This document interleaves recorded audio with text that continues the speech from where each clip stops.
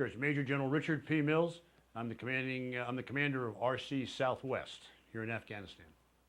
All right, let's just start off with your region. How would you describe security conditions there right now?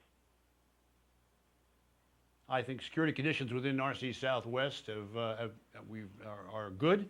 We have seen a steady progress in the development of a good security situation over the past year that I've been here.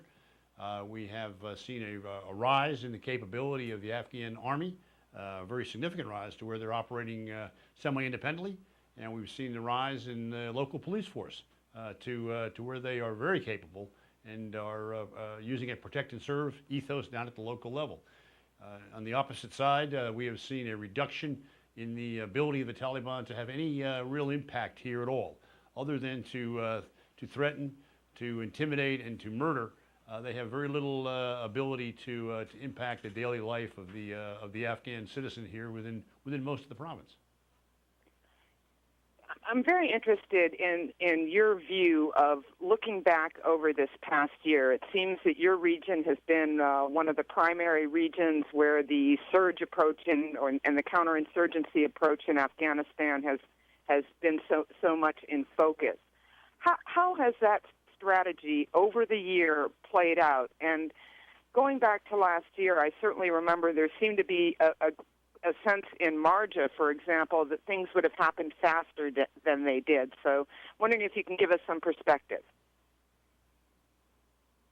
Well, I think that expectations were a bit high last year as to how quickly that we'd see some real tangible results on the ground, and I think as it proved out, it was a bit more of a struggle than perhaps people had first anticipated.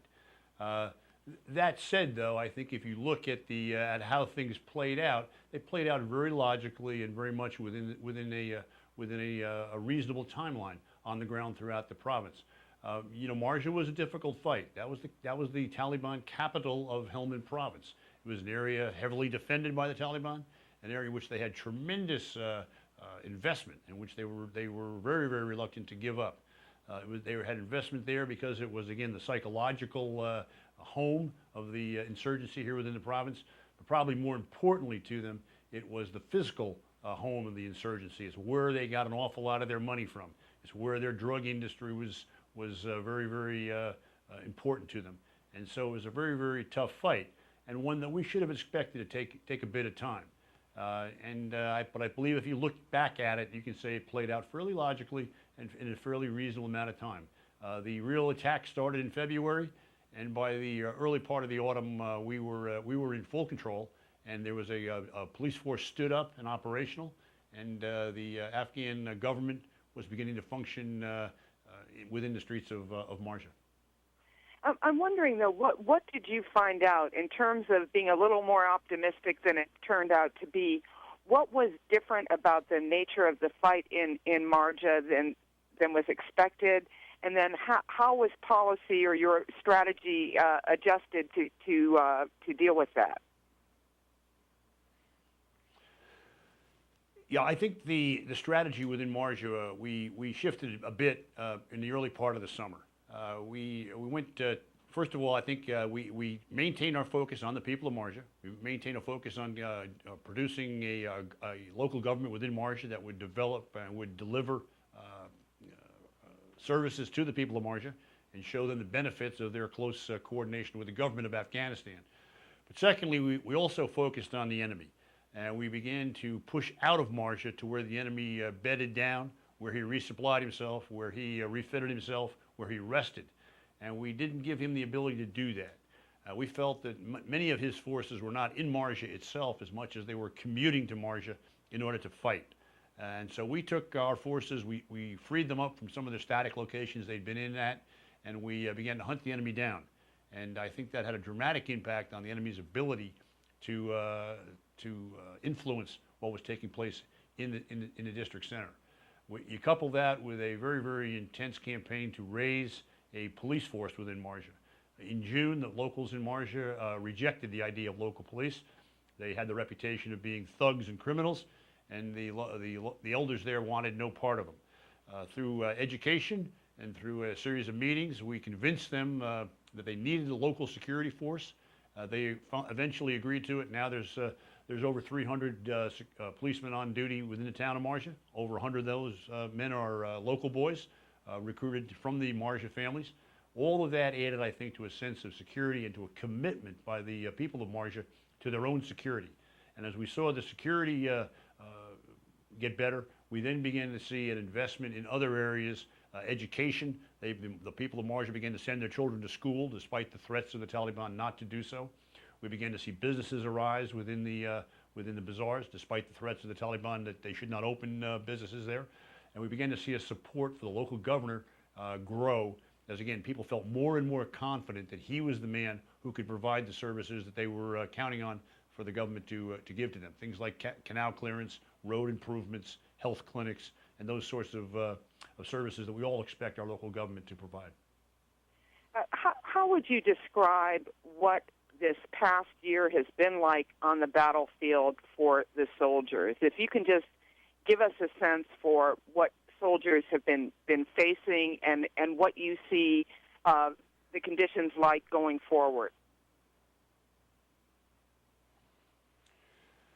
I think the soldiers on the battlefield, both the U.S. forces, the UK forces, and all of the coalition forces, to include the Danish forces that we have, the Estonian forces that we have, it was a tough year in the battlefield. It was a tough fight. We're fighting a ruthless, cruel enemy who resorts to any tactic he can to win. His weapon of choice, is the IED, the improvised explosive device, the mine that he sets out wherever he feels like it, with no regard to who might step on that mine or be affected by that mine. So every day we have soldiers, men and women alike, who have to get up and go on patrol, who have to get up and go down and work with the Afghan security forces, who have to get up and work with the local people to raise the standards of education, the standards of living. They have to move outside our bases. They have to operate in a very, very dangerous environment, one where the wounds are horrific, ones where the weapons are very lethal, and against an enemy who is careless in how he employs those weapons. So I think the bravery of our young soldiers of both sexes and of all nationalities has been absolutely remarkable. They have all stood up, they have faced that challenge, and they've defeated that challenge. The success on the battlefield is evident. Everywhere we've met the enemy, he's lost. Everywhere he's tried to stand and fight, he's lost. We have not given him back an inch of ground since we got here. He has lost the battle in the traditional sense. He remains committed to trying to win back the hearts and minds of the people here within Helmand province. His strategy to do so is fruitless. Basically what he does is he does a murder and intimidation strategy to frighten the people away from us, and to frighten the people away from the government of Afghanistan, and to frighten them back into his control. Over and over again, we see rejection of that at all levels of the people who live here within the province, whether it's their acceptance of the local security initiatives that have taken place, whether it's their adamant desire to participate in the voting that happened here back in September, or whether it's their ability to live a normal life with shops that sell music, with concerts that take place in stadiums where Taliban had public punishments. Wherever it is, the people have shown they reject his concepts. A great example of that is the Taliban, who hates schools. He hates schools. He hates the concept. He hates education. They decided to blow up a school in Garmshire several weeks ago. They blew it up on a Monday evening, on a Sunday evening. On Monday morning, the parents of the school came to us, asked for tents.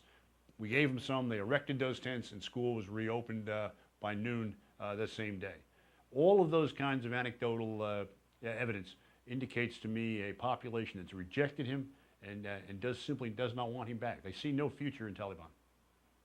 What about the situation when there have been political assassinations in the region? What happens on the ground? What has been the reaction, the response from the citizens when that happens?